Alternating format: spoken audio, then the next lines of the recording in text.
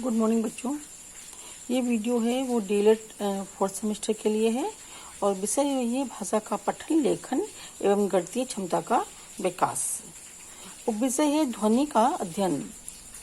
ये जो सेकंड इकाई का है, दूसरा है, पहला मैं आपको दे चुकी हूँ सेकंड इकाई का, और ये दूसरा वाला वीडियो है इसका लेसन 2।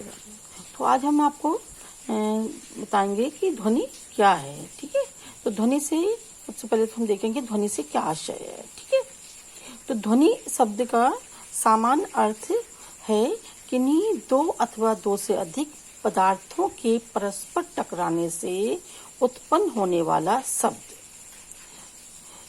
जब दो या दो से अधिक पदार्थ हैं आपस में टकराती हैं तो किसी न किसी ध्वनि का निर्माण होता है, या जो ये ध्वनि या किसी न किसी जो शब्द का निर्माण होता है वही ध्वनि कहलाती है। इसके साथ साथ विभिन्न पशु पक्षियों और मनुष्यों के कंठ से उत्पन्न शब्दों को भी ध्वनि कहते हैं। हिंदी भाषा में ध्वनि शब्द का अर्थ सीमित है। यहाँ ध्वनियों से हमारा तात्पर्य उन ध्वनियों से है जिसका हम अपने मुख से उच्चारण करते हैं। तो हमने देखा कि ध्वनि क्या है।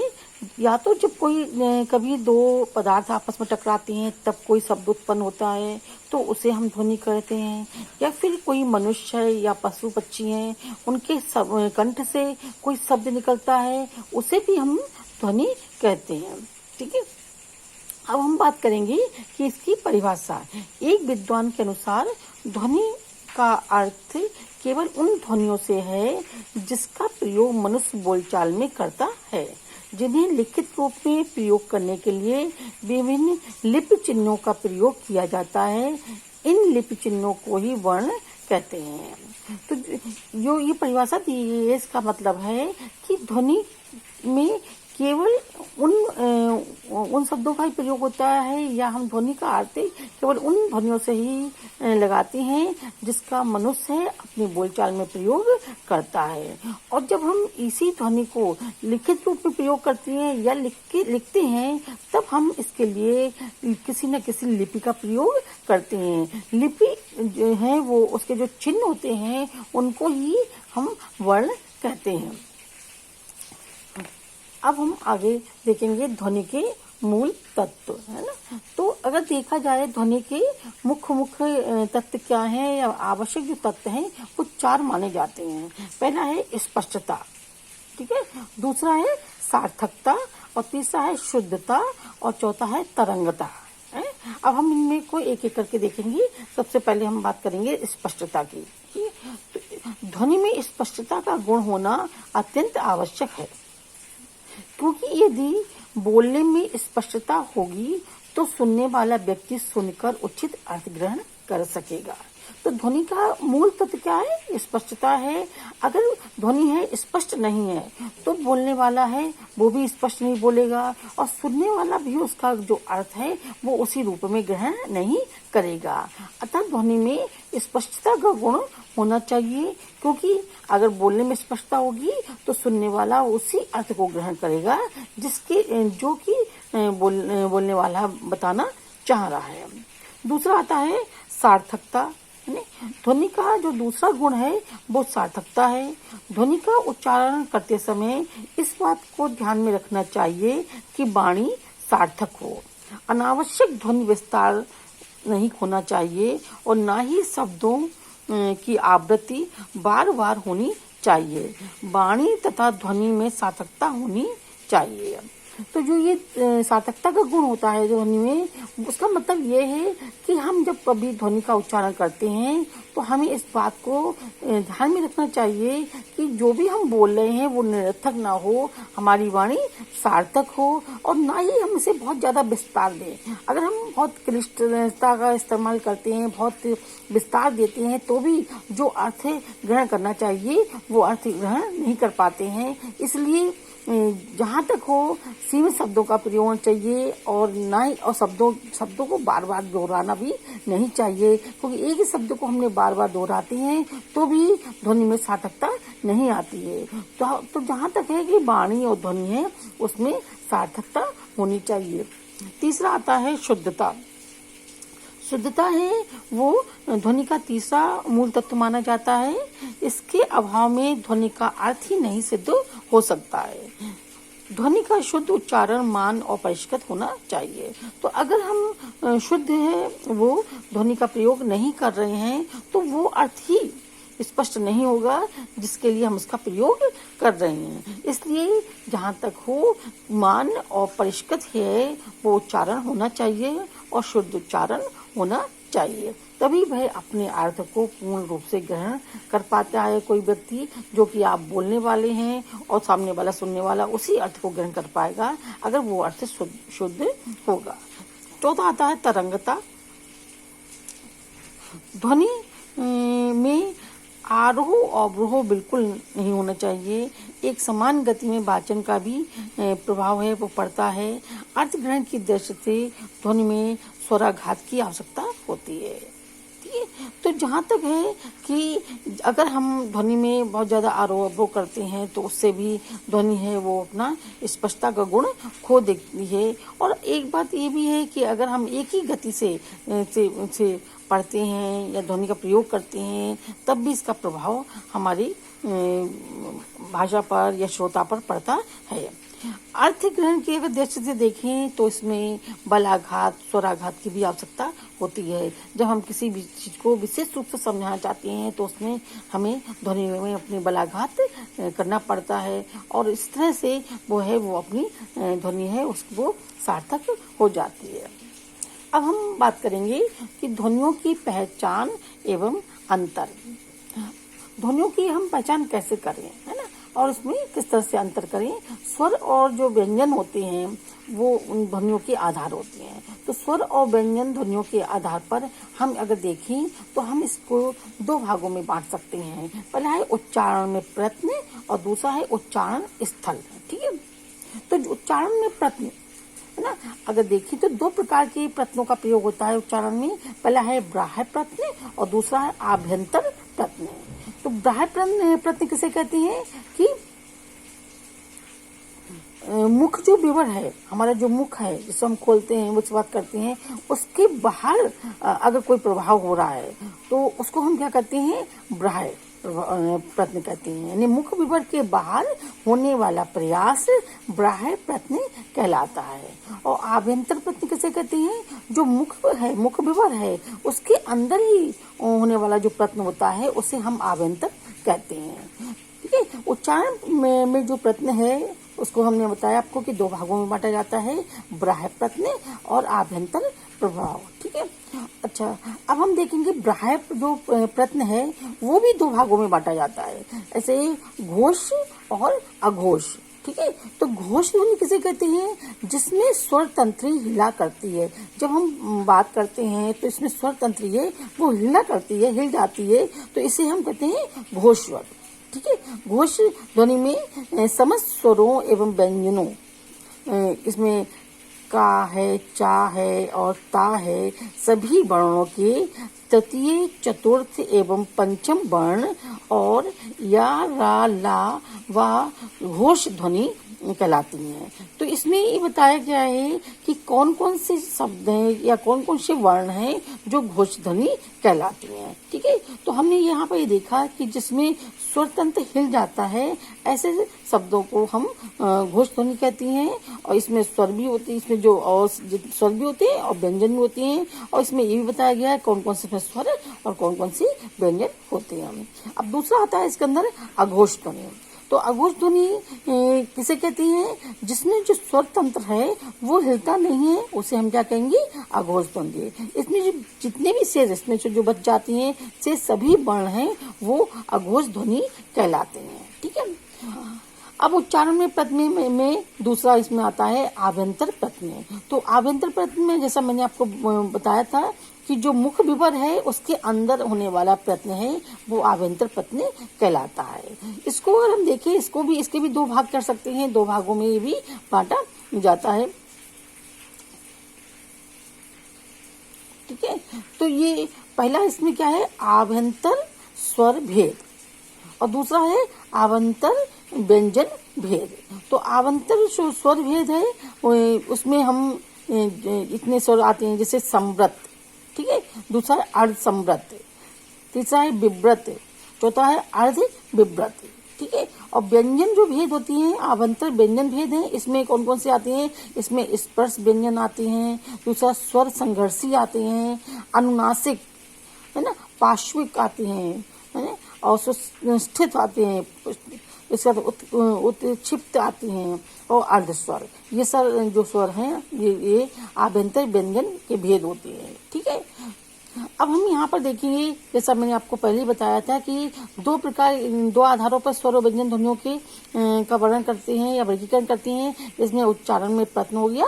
अब दूसरा है उच्चारण स्थल। तो उच्चारण स्थल हम जहाँ से किसी स्वर या व्यंजन का उच्चारण किया जाता है उसे हम क्या कहते हैं? उच्चारण स्थल कहते हैं। इसमें इनको हम इतने भागों में बांट सकते हैं। पहला जो है द्वैष्ठय।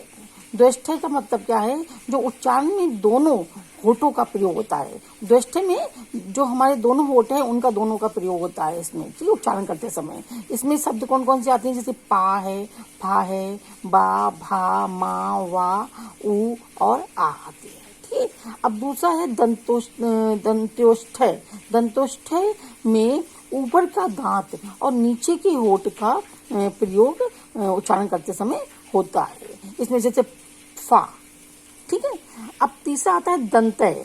दंतय है, इन शब्दों के उच्चारण में जीभ है ऊपर के दांत को छू लेती है ना।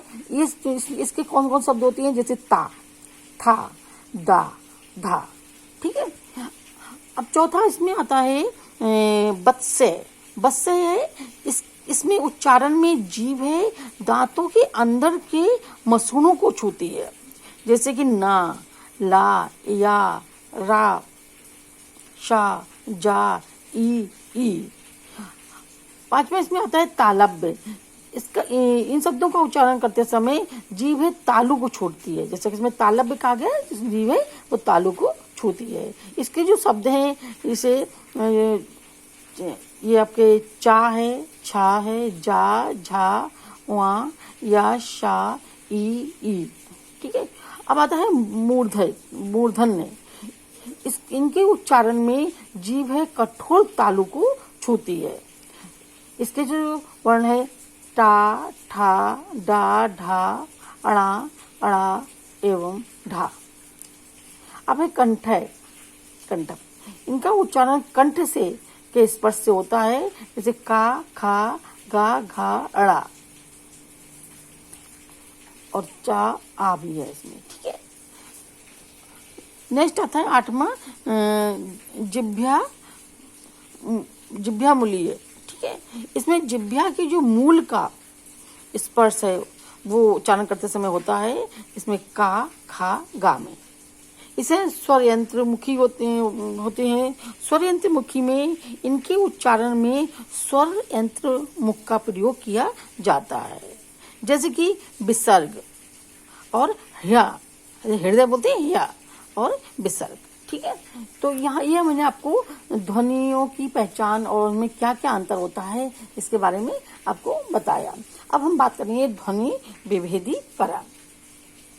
ध्वनि विभेदीकरण की जो समस्या है उस समय उत्पन्न होती है जिस समय लगभग समान ध्वनि वाले वर्ण सामने आते हैं। जब दो वर्ण समान जो ध्वनि निकालते हैं वो दोनों सामने आ जाते हैं तो उसमें हम कैसे अंतर करें, ये समस्या उस समय आती है। लगभग समान जो ध्वनियां हैं वो निम्नलिखित प्रकार की होती हैं। जैसे अनुनासिक और सानुनासिक, है ना। इसमें क्या है, हल्की बिंदी होती है, इसमें चंद्रमा लगा के बिंदी होती है, ऐसी ध्वनियां होती हैं। इन दोनों ध्वनियों में अंतर है। अंगना तथा अंगना, इन दोनों शब्दों में जब दोनों ध्वनियों का प्रयोग किया जाता है और सही उच्चारण किया जाता है तब तो अर्थ सही समझ में आता है। किंतु अंगना स्त्री के स्थान पर अंगना, आंगन का उच्चारण अगर कर दिया जाता है तो अर्थ का अनर्थ हो जाता है, ठीक है। तो अंगना और अंगना शब्द में क्या अंतर हो जाता है? अगर हमने अंगना की जगह अंगना कर दिया तो अंगना का मतलब क्या हो जाता है? आंगन, और अंगना का मतलब क्या होता है? स्त्री। तो इनके अगर हमने उच्चारण गलत कर दिया तो सामने वाले का जो अर्थ है वो भी अनर्थ हो जाएगा और सामने वाले को अर्थ भी समझ में नहीं आएगा। दूसरा आता है अनुनासिक स्वर और अनुनासिक व्यंजन। आ, ड़, न, मा, ये शब्द हैं, ये अनुनासिक स्वर और अनुनासिक व्यंजन से संबंधित हैं। इन दोनों ही ध्वनियों में विभेद करना चाहिए, यानी अंतर को पहचानना चाहिए, नहीं तो जो इम्तिहान के स्थान पर इम्तिहान उच्चारित होगा और ऐसा ही लिखा जाएगा। कई बार आपने देखा होगा कि बच्चे हैं वो गलत उच्चारण करते हैं, वही गलत लिख देते हैं, जिससे कि उनकी भाषा दूषित हो जाती है। तो हमें इन शब्दों को समझना पड़ेगा और इनको देखना पड़ेगा कि कौन कौन सा उच्चारण है। उच्चारण अगर हम सही करते हैं तो हम लिखेंगे भी सही है। तीसरा आता है ऋ और रा ध्वनियाँ। ये दोनों ध्वनियाँ भी अलग अलग हैं। ये ग्रह और ग्रह में इनका प्रयोग शब्द के अर्थ को बदल देता है। अक्सर आप बच्चे देखते हैं, बच्चे अक्सर ग्रह और ग्रह में अंतर नहीं समझते हैं और दोनों को एक के स्थान पर दूसरे का प्रयोग कर देते हैं, लेकिन दोनों का अर्थ है वो अलग हो जाते हैं। ग्रह में क्या है, गा के नीचे रा लगता है पूरा, तो ग्रह का मतलब क्या होता है, घर, है ना। और ग्रह इसमें ये है, इस टाइप का हलंत लग जाता है, तो ये ग्रह क्या हो जाता है, इसका मतलब क्या हो जाता है, सौर जगत के तारे या नक्षत्रों के लिए हम इसका प्रयोग, इस शब्द का प्रयोग करते हैं। तो ये दोनों भी हैं, रे और रा की जो ध्वनियां हैं वो अलग अलग होती हैं, जो कि प्रयोग करने से इनका अर्थ भी अलग अलग हो जाता है। अब आता है छा और छा ध्वनियां। छा शब्द है स्पर्श, जिसके उच्चारण में जीभ है कोमल तालु का स्पर्श करती है। छा का है का प्लस शा, उच्चारण में छा, छा मैंने का प्लस छा, जैसे कच्छा, कच्छा का मतलब क्या हो जाता है, जांघिया, और कच्छा इसका मतलब क्या हो जाएगा, छात्रों का समूह, जो क्लास है ना। तो इन दोनों में अंतर हो गया, लेकिन अगर हमने इस छा की जगह इसका प्रयोग कर दिया तो अर्थ है वो बदल जाएगा और हमारे यहाँ जो उच्चारण भी गलत हो जाएगा और लेखन भी गलत हो जाएगा।